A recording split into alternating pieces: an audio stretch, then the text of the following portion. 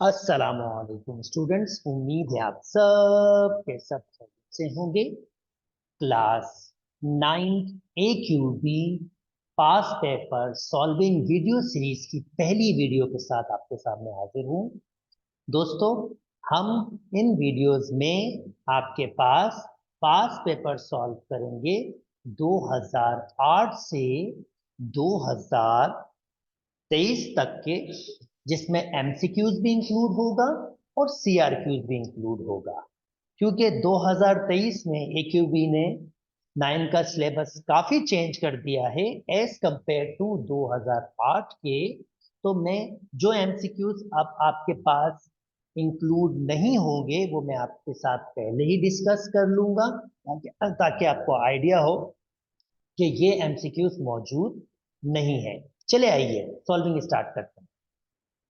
अच्छा भाई, पहला पहला एमसीक्यूज आपके पास है, कहता है अगर ई और एफ आपके पास दो सेट है, मसी की बात 1 2 3 4 1 2 3 4 दोनों सेट सेम ही है, इक्वल सेट है, तो इनका इंटरसेक्शन बिल्कुल 1 2 3 4।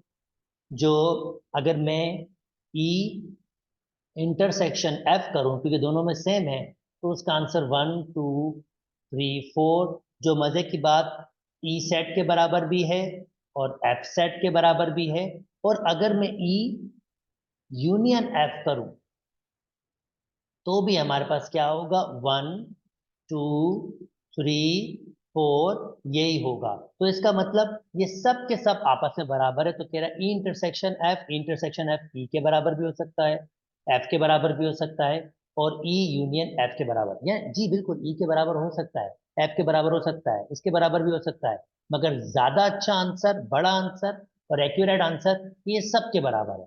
ई के भी है, एफ के भी है, और ई इंटरसेक्शन एफ के भी है। उम्मीद करता हूँ ये एमसीक्यू समझ आ गया होगा।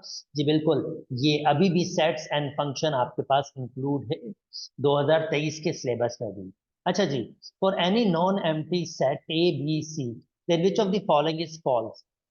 फॉल्स। अच्छा, अब ये आपके पास है एसोसिएटिव लॉ। एसोसिएटिव लॉ और डिस्ट्रीब्यूटिव लॉ, ये दोनों लॉज में तीन सेट्स होंगे, 1 2 3। मगर दोनों में डिफरेंस क्या होगा? एसोसिएटिव लॉ में अगर यूनियन होगा तो हर जगह यूनियन ही होगा।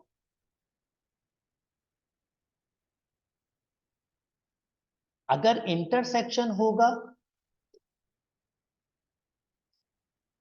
तो हर जगह इंटरसेक्शन ही होगा। मगर डिस्ट्रीब्यूटिव में यूनियन भी होगा और इंटरसेक्शन भी होगा हमेशा। और इसको सॉल्व कैसे करेंगे?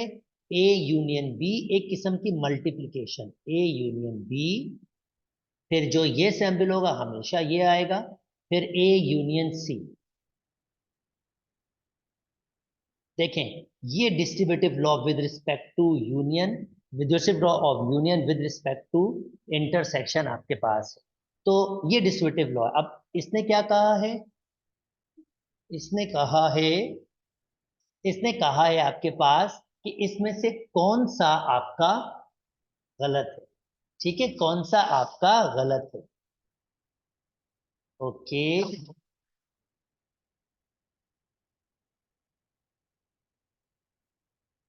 तो भाई पहले वाला तो एसोसिएटिव लॉ है, वो तो गलत है ही नहीं, वो तो बिल्कुल ठीक बात।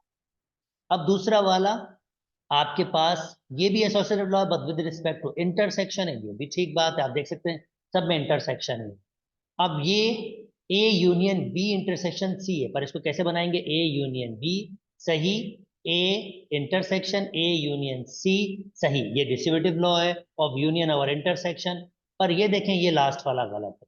आई होप आपको बात समझ आ गई होगी, और आई होप आपको एसोसिएटिव और डिस्ट्रीब्यूटिव का फर्क भी समझ आ गया होगा। अच्छा जी, अब डिमॉर्गन्स लॉ। अब डिमॉर्गन्स लॉ ये कहता है कि ए इंटरसेक्शन बी कॉम्प्लीमेंट बराबर होता है ए यूनियन। जब होल कॉम्प्लीमेंट हो तो फिर इंडिविजुअल में होगा, अगर इंटरसेक्शन होगा तो फिर यूनियन होगा। इसकी एक और प्रॉपर्टी है कि A union B whole complement होगा, तो A complement intersection B complement होगा।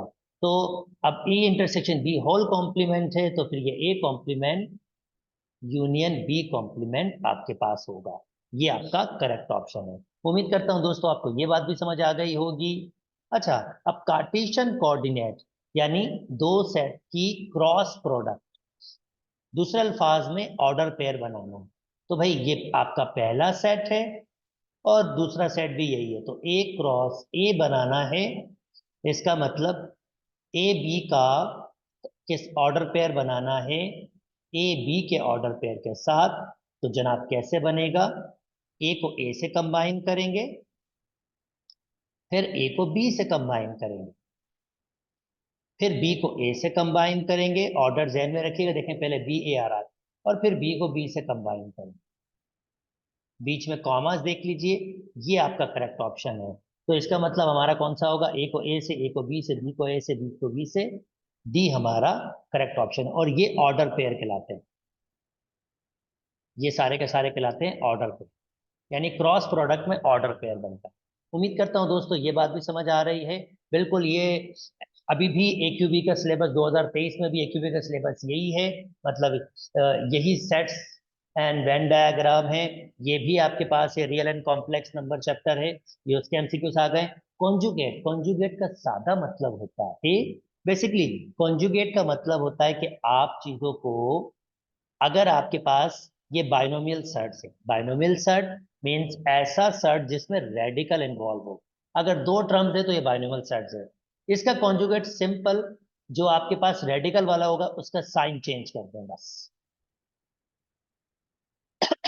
तो इसका कॉन्जुगेट आपके पास होगा ए। उम्मीद करता हूं दोस्तों आपको बात समझ आ गई है। ओके जी, सादा सा है ये। इंडसिस लॉ आपके पास है, ये दिया हुआ है, A square B power 3 power 4 divided by A B square. So A square power 2, ये हो जाएगा 8, बी थ्री ये हो जाएगा 12। ए को मैंने वैसे ही रखा, बी स्क्वायर को मैंने वैसे ही रखा, ये मैंने सिंप्लीफाई किया, एक कट गया तो ये 7 हो जाएगा। यहाँ पर भी दो कट गए तो ये 10 हो जाएगा, बी पावर 7, ए पावर 7, बी पावर 10, और ये बी ऑफ का ऑप्शन। उम्मीद करता हूँ दोस्तों ये वाली बात भी समझ आ गई होगी। चलें जी, नेक्स्ट मूव कर जाता हूँ आपके पास। अच्छा, टेनिस। अब ये टेनिस, ये आपके पास, इसको आपने सिंप्लीफाई करना है, बहुत सिंपल सा एमसीक्यूज है। सिंपल सा एमसीक्यूज क्यों है ये, क्योंकि आपके पास इसमें जस्ट मुझे इंडेक्सेस यूज करते हुए वर्किंग करनी है। So this is really very basic, very simple. इसको लिख सकते हैं 10 पावर 3, और ये -1/3, पावर के ऊपर पावर और पावर ऑपरेशन मल्टीप्लाई करता है, कैंसिल, तो बचेगा 10 पावर 1। इसको हम लिख सकते हैं 1/10, यानी ये 10 नेगेटिव पावर नीचे आ जाएगा और ऊपर आपके पास 1 बच जाएगा। क्यों, क्योंकि हर नंबर के साथ 1 को मल्टीप्लाई किया जा सकता है। तो जब ये चीज पूरी नीचे आ जाएगी तो ऊपर ये 1 बच जाएगा, जो करंटली डिस्प्ले नहीं होता, पर हम अंडरस्टूड होता है कि ये 1 आपके पास मौजूद होता है। उम्मीद करता हूं दोस्तों आपको ये वाली बात भी समझ आ गई होगी। चलें जी, नाउ इसको सिंप्लीफाई कर लेते हैं। रेडिकल, रेडिकल 3, जब दो रेडिकल्स मल्टीप्लाई करते हैं तो उसके अंदर के नंबर्स मल्टीप्लाई हो जाते हैं, प्लस ये दो रेडिकल्स मल्टीप्लाई हुए तो इसके भी अंदर के नंबर्स मल्टीप्लाई कर जाएंगे, तो ये हो जाएगा 9, और ये हो जाएगा 36। 9 का 3 होता है, 36 का 6 होता है, आंसर 9 हो जाएगा, यानी सी इसका करेक्ट ऑप्शन। उम्मीद करता हूं दोस्तों आपको ये बात भी समझ आ गई होगी। मल्टीप्लिकेटिव इनवर्स, ये प्रॉपर्टी क्या है, अगर किसी एक नंबर को किसी दूसरे नंबर से मल्टीप्लाई करें और आंसर 1 आ जाए, तो हम कहते हैं वो उसका मल्टीप्लिकेटिव इनवर्स है। मुझे किसका मल्टीपल इनवर्स निकालना है, इसका, -3/2। इसमें से देखना है कौन सा होगा।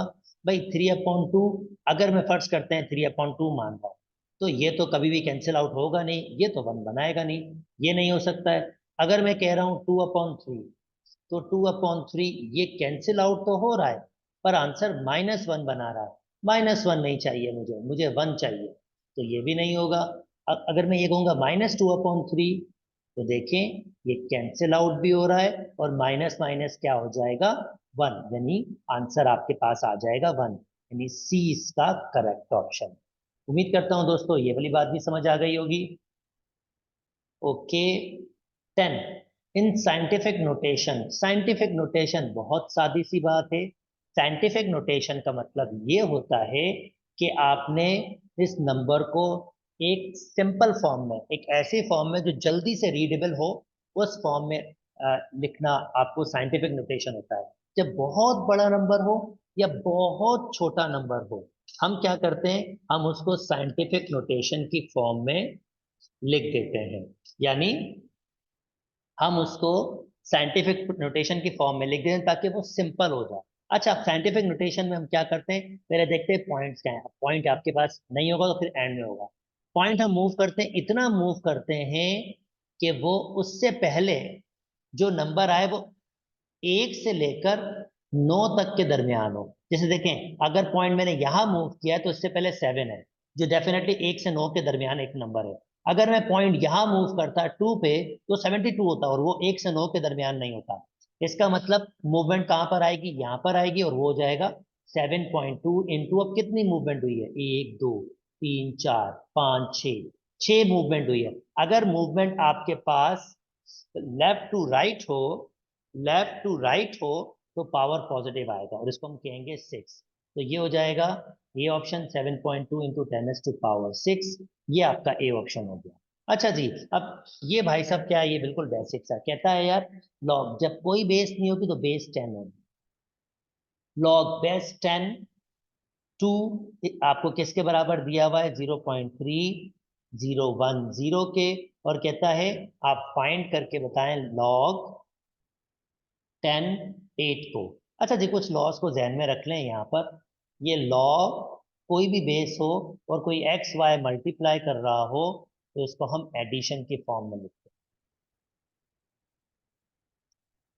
अच्छा भाई, अगर सिमिलरली यही डिवीजन डिवाइड कर रहे हो तो फिर इसको हम सब्ट्रैक्शन की फॉर्म में लिखते हैं। अच्छा जी, और अगर आपके पास एक्स पर कोई पावर हो तो पावर पहले आ जाता है लॉग से। तो ये तीन प्रॉपर्टीज हैं, चौथी भी है, अगर वो यूज होगी तो डेफिनेटली उसको भी हेल्प आउट करूंगा। पहले इन तीन पर डिस्कस कर लेते हैं। अब देखिए ये क्या है, लॉग 10 8, जिसको लिख सकता हूँ लॉग 8 को लिख सकता हूँ 2 पावर 3। बेशक 10 दे ना दें आपकी मर्जी है, ये अंडरस्टूड होता है कि यहाँ पर 10 है। अगर नहीं होगा तो आपको समझना होगा कि यहाँ पर 10 है, और इसे हम कॉमन लॉगरिथम कहते हैं। अब देखें पावर है, पावर पहले आ जाएगा। 3 लॉग, चले आपकी बार मैं 10 नहीं लिख रहा हूँ क्योंकि जस्ट मुझे आपको समझाना था कि बेस आपके पास यहाँ 10 होती है। ओके, log 2, और log 2 की वैल्यू दी हुई है कितनी, 0.3010। ओके, 3 मल्टीप्लाई बाय 0.3010, और जस्ट मल्टीप्लीकेशन, बेसिक मल्टीप्लीकेशन अगर आप करेंगे, बेसिक मल्टीप्लीकेशन आप करेंगे तो 3 मल्टीप्लाई बाय 0.3010, ये आपके पास आंसर आ रहा है 0.903, यानी 0.903 ये आपका। उम्मीद करता हूं दोस्तों आपको ये बात समझ आ गई होगी। ये इसका करेक्ट ऑप्शन आपके पास सी है। ओके, चलें जी, नेक्स्ट आपके पास, नेक्स्ट चलते हैं। ये लॉगरिथम चैप्टर भी आपके पास अभी भी 9 क्लास में मौजूद है, अभी भी यही एस्लोज उसके हैं। अच्छा जी, अब इसका मतलब समझ लीजिए, इसका मतलब पहले इसकी वर्डिंग समझ लेंगे तो मुश्किल खत्म हो जाए। ये कह रहा है 2 पावर 5 = 32। ये एक नंबर, फॉर एग्जाम्पल, ये इससे नहीं है, ये मैंने अलग से बना, just sake of understanding. 2 power 5 = 32, log में कैसे लिखेंगे भाई, लॉग यहाँ आएगी बेस, यहाँ पर आएगा नंबर, और यहाँ पर आएगा पावर। ये लॉग लिखने की टेक्निक है, ये वे है लॉग लिखने का। ठीक है, तो इसका मतलब क्या होगा कि मैं 2 पे पावर 5 दूंगा तो आंसर कितना होगा, 32। यानी अगर लिखा हुआ है 16 पावर 2 = 256, और लॉग में ऐसे लिखा हुआ है, तो 256 is equal to, sorry 16, 256 is equal to, तो इसका मतलब होता है 16 पे 2 पावर दूंगा तो आंसर 256 आपके पास आ जाएगा। ठीक है, तो अगर ऐसे लिखा हुआ है दोस्तों 2 आपके पास, और यहाँ दिया हुआ है फॉर एग्जाम्पल 8, तो 2 पर कौन सा पावर दिया होगा कि आंसर 8 आ गया होगा, तो जाहिर बात है वो 3 पावर दिया होगा। और अगर आपके पास लिखा फॉर एग्जाम्पल 4, 64, 4 पर कौन सा पावर दिया होगा कि आंसर आपके पास क्या हो गया होगा 64, तो 4 पर मैंने दिया होगा 3 पावर। अब जैसे ये इसकी कुछ और चीजें मिसिंग करते हैं, 4 इसको मिस करते हैं और 3, इसका मतलब होता है 4 पर 3 पावर दूंगा तो आंसर आएगा 64। एक और चीज करते हैं, इसको मिसिंग करते हैं, इसका मतलब है अगर x पर 3 पावर दूंगा तो आंसर 64, तो x क्या होगा, x आपके पास ऑब्वियसली 4 होगा, क्योंकि 4 पर 3 पावर दूंगा तो आंसर क्या आएगा 64। अब यही चीज हमने यहां लगानी है, कहता है x पर 3 पावर दूंगा तो आंसर 125 होगा, तो x बताओ क्या होगा। अच्छा, x फर्ज करते हैं अगर 2 हो, 2 पर 3 पावर दूंगा तो आंसर तो 125 नहीं आएगा, ये ऑप्शन कट गया। x पर 3 पावर दूंगा, यानी 3 पर 3 पावर दूंगा, ये x 3 पर 3 पावर दूंगा तो आंसर आएगा 27, ये भी कट गया। और चलें जी, ये कह रहा है आपके पास x, यानी 4 पर 3 पावर दूं, यानी अगर मैं इसको देखूं ये x की वैल्यूज हैं, 4 पर 3 पावर दूंगा तो आंसर 125। अब 4 पर 3 पावर दूंगा तो उसका तो आंसर 64 होगा, बिल्कुल ये लास्ट वाला होगा। 5 पर 3 पावर दूंगा तो आंसर 125 होगा, तो डी आपके पास करेक्ट ऑप्शन है। आई होप दोस्तों आपको बात समझ आ गई होगी। इसका एक और वर्जन भी देख लें अगर आपको इसमें डिफिकल्टी हो। सिंपल, x पर 3 पावर दूंगा तो आंसर आना चाहिए 125, और देखिए इसमें से x क्या हो सकता है, x सिर्फ 5 हो सकता है, क्योंकि 5 पर 3 पावर दूंगा तो आंसर 125 हो जाएगा। उम्मीद करता हूं दोस्तों आपको बात समझ आ गई होगी। अब ये डिग्री वाला एसएलओज आपके पास चला गया है, फिर भी मैं सॉल्व करूंगा, पर मैं आपको ये बता दूं कि अब डिग्री वाले एसएलओज नहीं है। डिग्री बेसिकली क्या होता है, हाईएस्ट पावर ट्रम का। तो यहाँ पर 4 पावर है, इस ट्रम का पावर दोनों जमा होंगे, तो यहाँ पर 5 है, यहाँ पर भी 5 है, और यहाँ 1 और 4 5 है, तो इसका मतलब इसकी हाईएस्ट डिग्री 5 है। उम्मीद करता हूं दोस्तों आपको बात समझ आ गई होगी, पर अब ये एसएलओस मौजूद नहीं है। ठीक है, अच्छा जी, नाउ ये एसएलओस मौजूद है वैल्यूज पुट करने वाला आपके पास अल्जेब्रिक एक्सप्रेशन वाले चैप्टर में। Okay, a is equal to -1, b is equal to -2, -1 put करूंगा a की जगह होल स्क्वायर, -1 का स्क्वायर माइनस b की जगह -2 का स्क्वायर, 1 1 -4, 1/3, ये माइनस हो जाएगा और ये गेम खत्म हो जाएगा आपके पास। तो -1/3 आपके पास आंसर है। ओके, नाउ ये स्लोजी मौजूद है आपके पास दो सेट्स का। अब देखें यहाँ पर फार्मूला आपके पास A square minus B square is equal to A plus B और ए माइनस बी। कैसे मैंने पहचाना कि ये फार्मूला है, देखिए ये चीज यहाँ लिखी हुई है, रेडिकल एक्स, ये मल्टीप्लीकेशन में इसको पहले लिख सकता हूँ, इसको बाद में कोई फर्क नहीं पड़ता। Radical X plus radical Y और radical X minus radical Y, ये लिखा हुआ है आपके पास। तो ये हुई ए प्लस बी और ए माइनस बी की कंडीशन आपके पास हो गई है, और जस्ट मैंने क्या करना है, इसको फार्मूले बंद करना है। ए की वैल्यू मेरे पास क्या है, ए की वैल्यू मेरे पास है रेडिकल एक्स, और बी की वैल्यू मेरे पास रेडिकल वाई। जस्ट लिखेंगे रेडिकल एक्स का स्क्वायर और रेडिकल वाई का स्क्वायर, तो ये हो जाएगा एक्स माइनस वाई, और एक्स माइनस वाई मतलब ये ऑप्शन। अच्छा जी, जल्दी से आगे मूव कर लेते हैं दोस्तों, आई होप आपको ये बात समझ आ गई होगी। अच्छा, अब ये एसलोस आपके पास बेसिकली मैट्रिक का एसलोस है, सॉल्व मैं डेफिनेटली करूंगा, पर ये 9th का एसलोस नहीं है। परफेक्ट स्क्वायर आपके पास ये मैट्रिक में आपके पास मौजूद है, तो ये मैट्रिक का एसलोस है। ठीक है, x² / 4 + 1 आपके पास, इसको परफेक्ट स्क्वायर बनाना है, या चले 9 में भी इंक्लूड कर सकते हैं, क्योंकि a + b होल स्क्वायर का फॉर्मूला वहां पर मौजूद है, तो 9 में भी एक भी ये असिस्ट कर सकता है। नॉर्मली ये मैट्रिक में है कि पास पेपर में ज्यादा रिस्क है। अच्छा चलिए आ जाइए, x² / 4 + 1, ये कह रहा है इसमें क्या मैं ऐड करूं कि ये परफेक्ट स्क्वायर हो जाए, यानी मुझे ये बनाना है और मुझे इस वक्त गिविंग क्या दिया हुआ है, मुझे गिविंग दिया हुआ है ए स्क्वायर बी स्क्वायर। तो मुझे बताना है ये 2ab क्या होगा, क्योंकि ये ऐड करूंगा तो ये कंप्लीट होगा और ये परफेक्ट स्क्वायर में चला जाएगा। तो भाई मुझे दिया हुआ ए, पहले मैं देखता हूँ ए की वैल्यू क्या है। तो मैं इसको लिख सकता हूँ x/2 होल स्क्वायर। मेरा ए कंप्लीट हो गया, ए की वैल्यू x/2 है। अब मुझे बी स्क्वायर, चलिए थोड़ी जगह छोड़ के वन, वन पे तो स्क्वायर लगाएंगे वन हो जाएगा, यानी मुझे ए और बी की वैल्यू मिल गई। अब मुझे क्या ऐड करना है इसमें, 2ab। तो 2a की वैल्यू x/2, b की वैल्यू 1, 2 से 2 कैंसिल, सिंपली यहाँ पर जो आ रहा है आंसर वो क्या आ रहा है, x। यानी अगर मैं इसमें x ऐड कर दूं तो बेसिकली वो ये बन जाएगा, वो बन जाएगा ए स्क्वायर, क्योंकि ये x मैंने इसी को सिंप्लीफाई किया है ना, इसी को सिंप्लीफाई किया, ये x ही है। A square plus 2ab plus B square, जिसको लिख सकते हैं a plus B whole square के, यानी ये स्क्वायर परफेक्ट स्क्वायर बन गया जैसे इसने कहा था। तो हमें क्या ऐड करना है इसमें, x ऐड करना है। उम्मीद करता हूं दोस्तों आपको बात बिल्कुल समझ आ गई होगी। चले जी आगे मूव कर जाते हैं।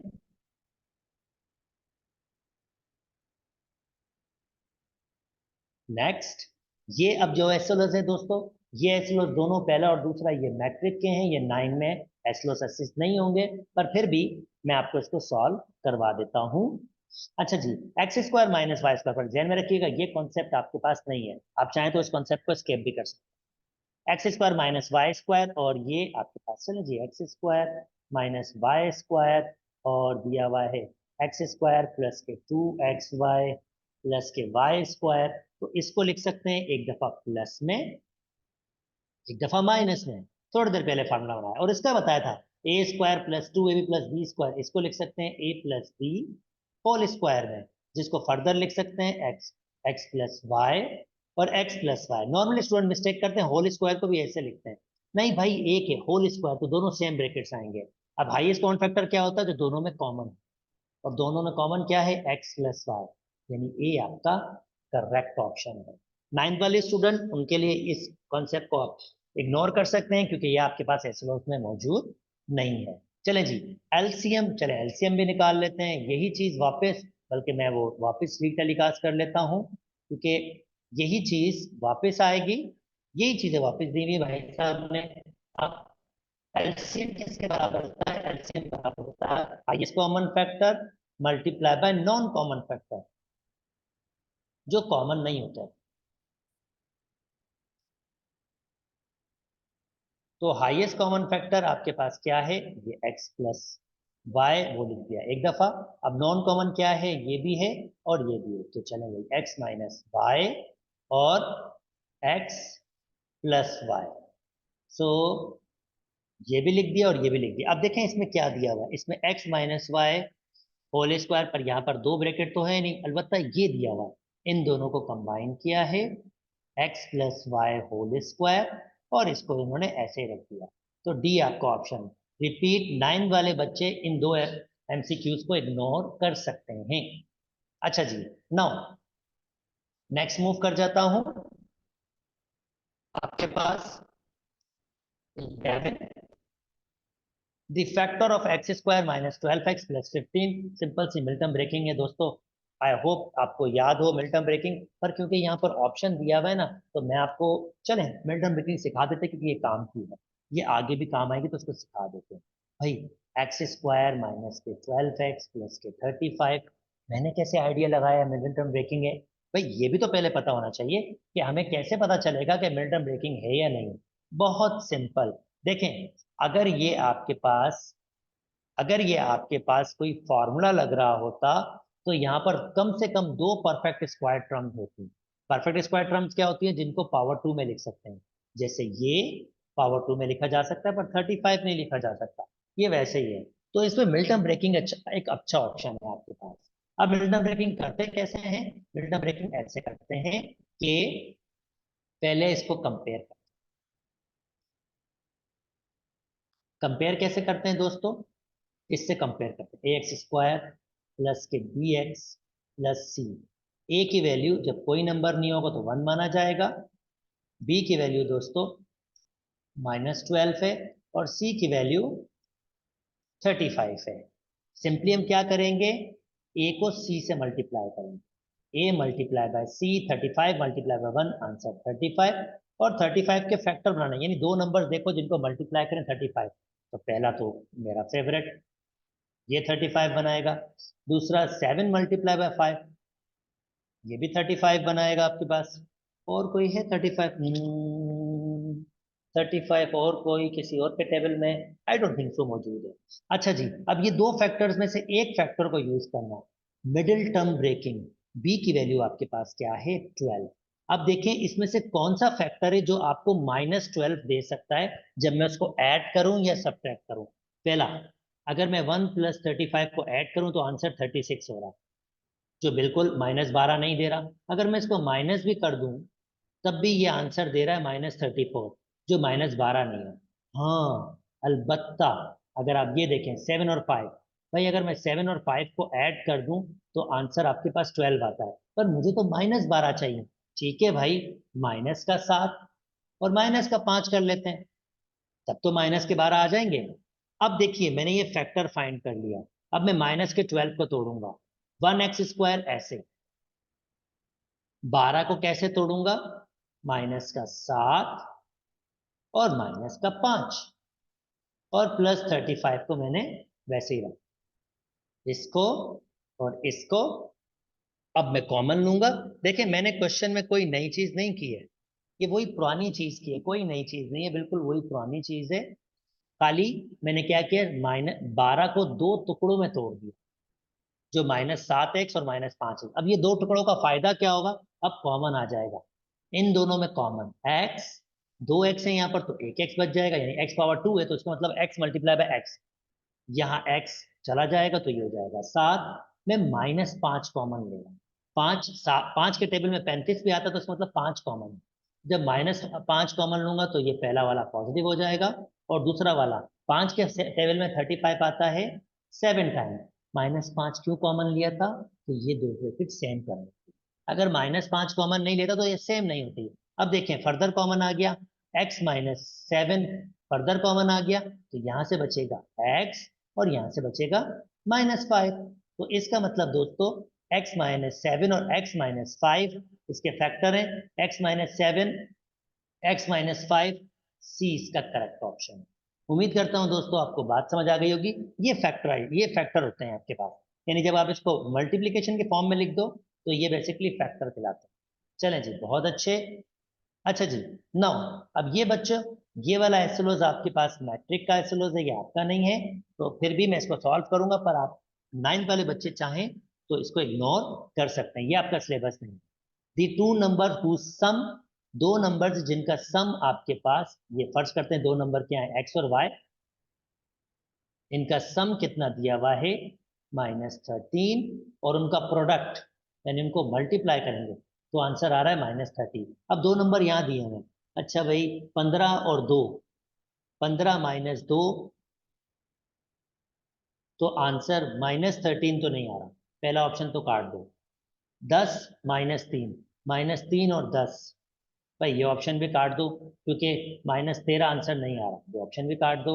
-15 + 2, हाँ भाई ये -13 आ रहा है, पर मल्टीप्लीकेशन -30 आनी चाहिए, तो भाई 2 मल्टीप्लाई बाय -15, आंसर -30। बिंगो, जनाब सी आपका करेक्ट ऑप्शन है, क्योंकि वो दोनों बातों को मान रहा है। चलें जी आगे मूव कर जाता हूँ। ये भी बच्चों, ये 9th क्लास का एसएलओज नहीं है, ये मैट्रिक क्लास का है, तो ये मैट्रिक वालों के लिए सूटेबल है, 9th वालों के लिए नहीं होगा, तो 9th वाले इसको इग्नोर कर सकते। Okay, -3 is equal to -3x, ये आपके पास है, तो इसके कह रहा है कि ये इसमें से किसकी ये बराबर आपके पास हो सकता है, x की वैल्यू क्या होगा, 3x, तो यहां से अगर फर्ज करते हैं मैं -3 पुट करता हूँ, -3 -3 -3 और -3 -3, तो ये हो जाएगा -6, -3 ये हो जाएगा 9, -6 का एब्सोल्यूट वैल्यू ये नेगेटिव को पॉजिटिव कर देता है, 6 -3 9, तो आप नोटिस करें यहाँ तो 3 बिल्कुल बराबर नहीं होगा 9 के, तो -3 ऑप्शन तो सही ऑप्शन नहीं है। चलें जी, अगर मैं अगला ऑप्शन ट्राई करूं जो है 0, तो भाई 0 - 3 और अगर आप नोटिस करें तो ये 0 से मल्टीप्लाई होगा, तो -3 का एब्सोल्यूट वैल्यू 3 हो जाएगा, -3 और ये 0 और 0 इज इक्वल टू 0। बिंगो, इसका मतलब ये आपके पास करेक्ट ऑप्शन होगा। उम्मीद करता हूं दोस्तों आपको बात समझ आ गई होगी। 21, अच्छा फिर 22 पे चलते हैं, देखते हैं क्या कह रहा है अभी। The X belongs to natural number, ये भी नाइन्थ वालों का एसएलओएस नहीं है, तो नाइन्थ वाले इसको इग्नोर कर सकते हैं। अच्छा जी, if X belongs to natural number and ये कंडीशन हो, then the value of X, अब ये बिल्कुल बेसिक सा है भाई, 3x less than x plus 6, simplify करेंगे, x को यहां शिफ्ट करेंगे, नेगेटिव हो जाएगा 6, तो ये हो जाएगा 2x लेस देन 6, 2 से डिवाइड कर देंगे, x का आंसर लेस देन आ जाएगा आपके पास 3, यानी x का आंसर लेस देन 3 है, और x कह रहा है नेचुरल नंबर। अब नेचुरल नंबर जो 3 से छोटे होते हैं वो होता है 1 और 2, ऑब्वियसली 1 और 2, तो इसका आंसर होगा 1, 1 और 2। उम्मीद करता हूं दोस्तों ये वाली बात भी समझ आ गई होगी। ये एक्सप्लोज भी भाई मैट्रिक वालों का है, प्लीज बिल्कुल मत देखिएगा, इग्नोर कर दीजिएगा। पर क्योंकि मैं 2008 से 2023 की पास पेपर की वीडियोस बना रहा हूं, तो मैं नहीं चाहता कि कोई भी एमसीक्यूज रह जाए या मैं इस बात से छोड़ दूं कि ये 9 का नहीं है, आप इसको इग्नोर कर सकते। Okay, radical x plus 2 is equal to 2, तो कह रहा है x की वैल्यू बताएं, तो भाई अगर मैं -2 रखूंगा इसके अंदर x की जगह, तो ये तो 0 हो जाएगा, 0 इट्स नॉट इक्वल टू 2, ये ऑप्शन चला गया। अगर मैं x की जगह 0 रखूंगा, 0 प्लस 2, 2, तो ये तो रेडिकल 2 हो जाएगा, रेडिकल 2 कभी भी 2 के बराबर तो नहीं होता। अगर मैं यहाँ रखूंगा 2, 2, तो ये हो जाएगा 4, और 4 का होता है 2, सी आपका करेक्ट ऑप्शन।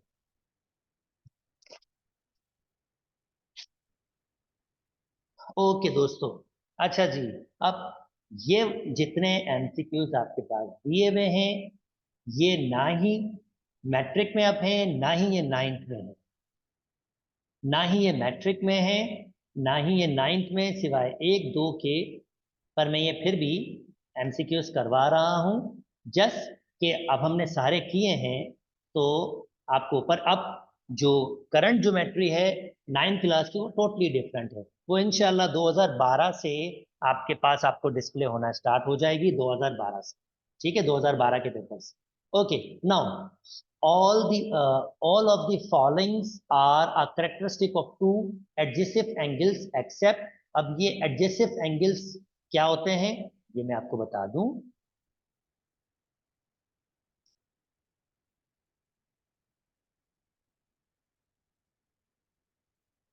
भाई एडजेसिव एंगल्स ये होते हैं जिसका कॉमन वर्टेक्स होता है, मैं ये नाम दे रहा हूं, और एडजेसिव एंगल्स की डेफिनेशन बता रहा हूं, ओ ए बी और ओ बी सी, ये दो एडजेसिव एंगल्स है। अब इनकी खासियत क्या होती है, इनका कॉमन कॉमन वर्टेक्स होता है, कॉमन पॉइंट वर्टेक्स होता है, कॉमन आर्म होता है, एक साइड कॉमन होती है, इसका इंटीरियर अलग होता है, इसका इंटीरियर अलग होता है, सेम नहीं होता। तो पहले कह रहा है कि all the followings are the characteristic of two adjacent angles except they have common vertex, बिल्कुल होता है, ये बात तो सच है, यानी ये एक्सेप्ट नहीं हो सकती, ये बात सच है। दे हैव कॉमन आर्म, बिल्कुल जी कॉमन आर्म होता है, ये इसका कॉमन आर्म है, ये होता है इसका।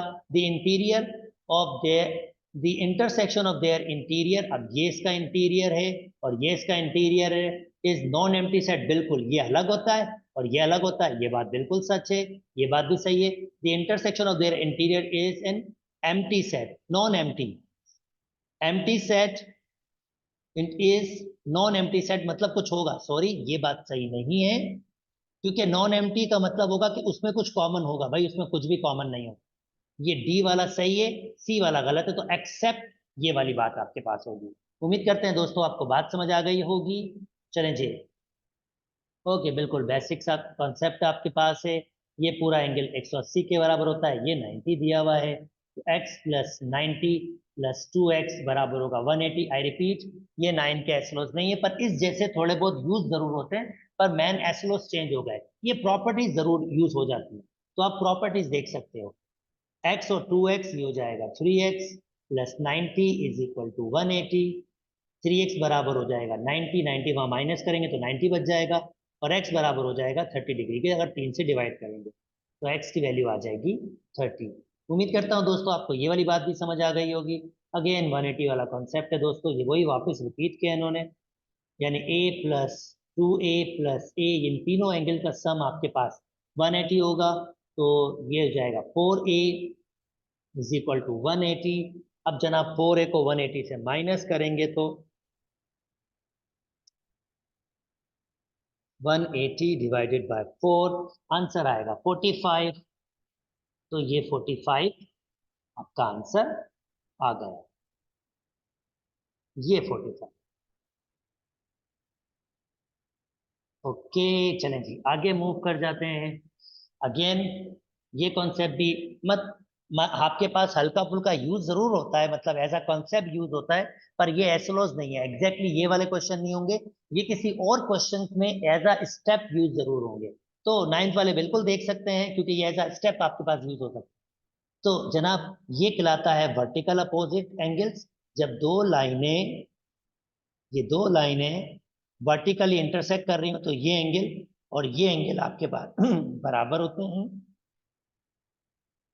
तो ये एंगल बी एंगल होगा आपके पास। अच्छा जी, ये मिल गया। अब ये पूरा वही 180 के बराबर है, तो 2b plus B plus 3b is equal to 180।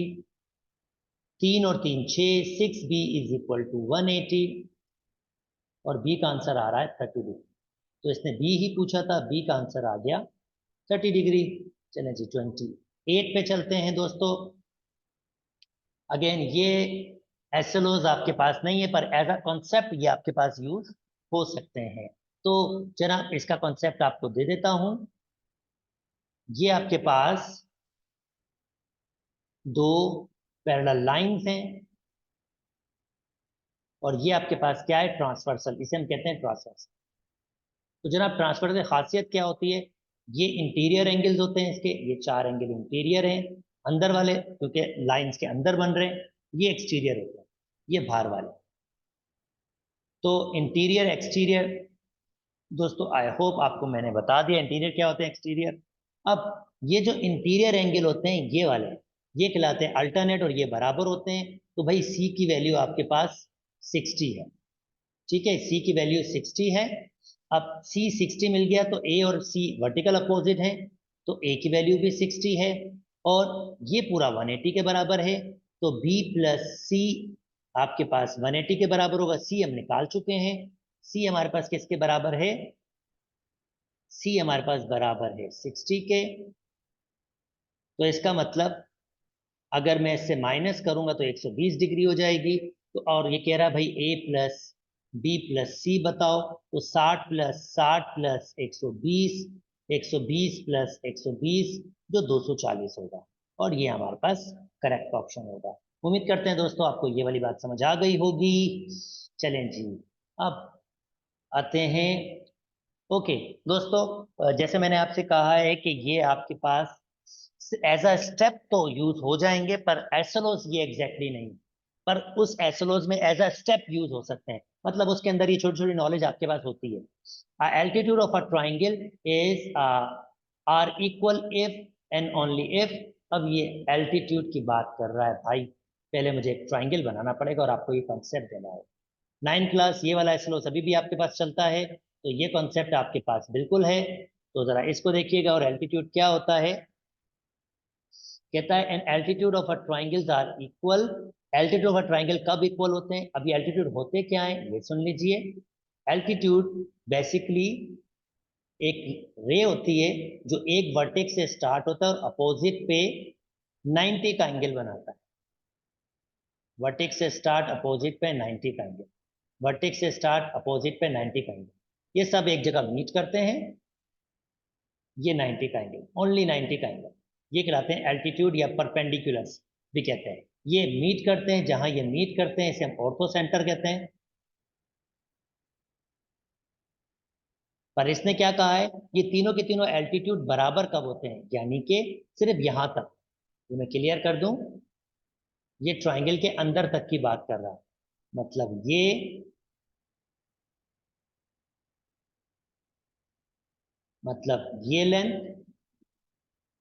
Length और ये इस लेंथ की बात कर रहा है। ये तीनों लेंथ कब बराबर होंगी, ये सिर्फ एक ही कंडीशन में बराबर होगी, जब ट्राइंगल आपके पास इक्विलैटरल ट्राइंगल होती है। जब तीन बराबर साइड वाली ट्राइंगल होती है तो ये एल्टीट्यूड एग्जैक्टली बराबर है। अच्छा जी, which of the following measurement would corresponding to isosceles triangle. ऐसी ट्राइंगल आइसोसेलेस ट्राइंगल होती है जिसकी दो साइडें बराबर होती हैं। यानी एक ट्राइंगल को आइसोसेलेस ट्राइंगल तब कहते हैं जब उसकी दो साइडें बराबर हो। 5 5 10 बिल्कुल आइसोसेलेस है। आइसोसेलेस राइट एंगल तो नहीं कहा इसने, आइसोसेलेस।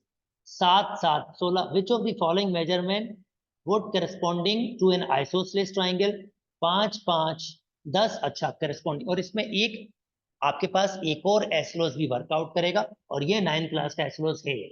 9 क्लास का एसलोस क्या है कि एक ट्राइंगल तब बन सकती है जब उसकी दो साइड्स को जमा करो। फॉर एग्जांपल इसकी दो साइड्स इक्वल तो हैं,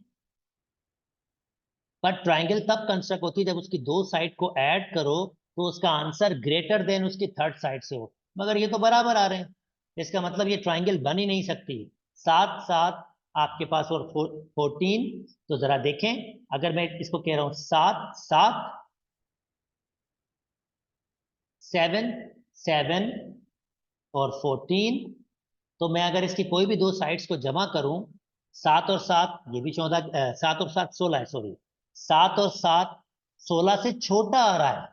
भाई बड़ा होना चाहिए, बड़ा होना चाहिए इसकी साइड से, ये तो छोटा आ रहा है, तो इसको भी काट दीजिए भाई, ये भी पॉसिबल नहीं है। अच्छा ये दोनों अगर मैं ये दोनों लूं तो रेडिकल 5 और 3 रेडिकल 5। अब ये दोनों भी साइडें बराबर हैं, पर इन दोनों को जमा करूंगा, एक रेडिकल 5 और एक रेडिकल 5। आप इसको रेडिकल 5 कह रहे हो, मैं कह रहा हूं एक रेडिकल 5, एक ही बात है। बड़ा होना चाहिए 3 रेडिकल 5 से, पर एक रेडिकल 5 हो जाएगा 2 रेडिकल 5। और ये बिल्कुल बड़ा नहीं है भाई, बिल्कुल बड़ा नहीं है, ये बिल्कुल बड़ा नहीं है 3 रेडिकल 5। ये तो छोटा है, छोटा है आपके पास। तो बाकी बचा यही, तो डेफिनेटली यही आंसर आपका होगा जो इसको फॉलो कर रहा है। उम्मीद करता हूं दोस्तों मेरी वीडियो समझ आई होगी। 2008 का एमसीक्यूज कंप्लीट कर लिया होगा। दोस्तों मेरी वीडियोस पसंद आ रही है तो मेरे चैनल को लाइक कीजिए, सब्सक्राइब कीजिए और दोस्तों के साथ जरूर जरूर जरूर शेयर कीजिए। अपना बहुत बहुत बहुत ख्याल रखिएगा। अल्लाह हाफिज।